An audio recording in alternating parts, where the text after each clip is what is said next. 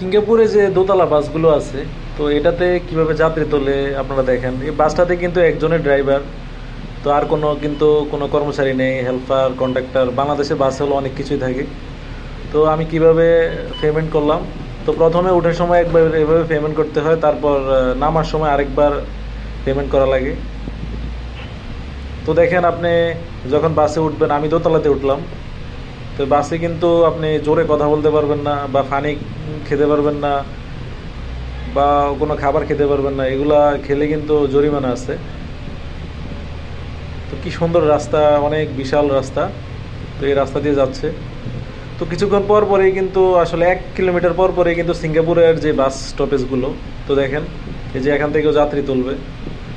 তো যে স্টপেজগুলোতে আসলে যাত্রী থাকে না, ওই স্টপেজগুলোতে ড্রাইভার দাঁড়ায় না, চলে যায়। যেখানে যেখানে একজন যাত্রী হলে থাকে, ওখানেও দাঁড়ায়।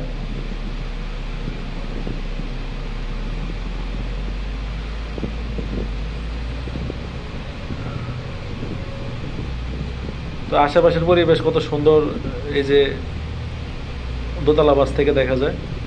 পাশে যে বিল্ডিংগুলো দেখছেন, এগুলো হলো সিঙ্গাপুরের বিউটিফুল হাউস, এক প্রকারের রিসোর্টের মতো। এখানে ট্যুরিস্টে এসে থাকে। তো এখানে পাশেই কিন্তু স্যামবাং পার্ক। তো দেখেন এই যে 1 কিলোমিটার পার করে আরেকটা স্টপেজে চলে আসছে। তো সিঙ্গাপুরের সকল বাস স্টপেজগুলো কিন্তু এরকমই, 1 কিলোমিটার পর পরে একটা স্টপেজ।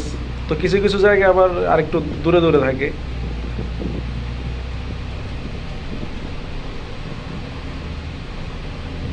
তো রাস্তায় কোনো ট্রাফিক পুলিশ নেই। এই যে লাইটের উপর নির্ভর করে কিন্তু গাড়িগুলো চলে।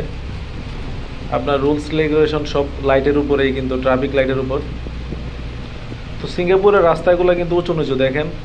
এই যে আমরা এখন নিচুর দিকে যাচ্ছি, পাহাড়ি রাস্তা, উঁচু নিচু। সাইকেল চালাইতে অনেক মজা, কিন্তু উঁচু দিকে আবার আসতে অনেক কঠিন। তো এই আমরা দেখতে পাচ্ছি যে একটা ফুটওভার ব্রিজ। তো আমি যাচ্ছি আসলে ক্যানবেরা, আমার ফ্রেন্ডের বাসায় যাবো, ওই জন্য আমি রেল স্টেশনে যাচ্ছি।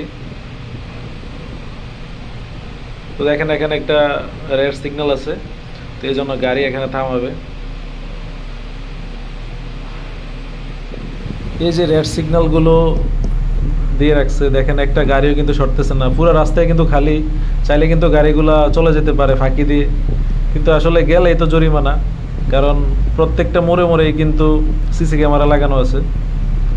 তো সিঙ্গাপুরের এই আইন কানুনগুলো সবচেয়ে বেশি ভালো লাগে।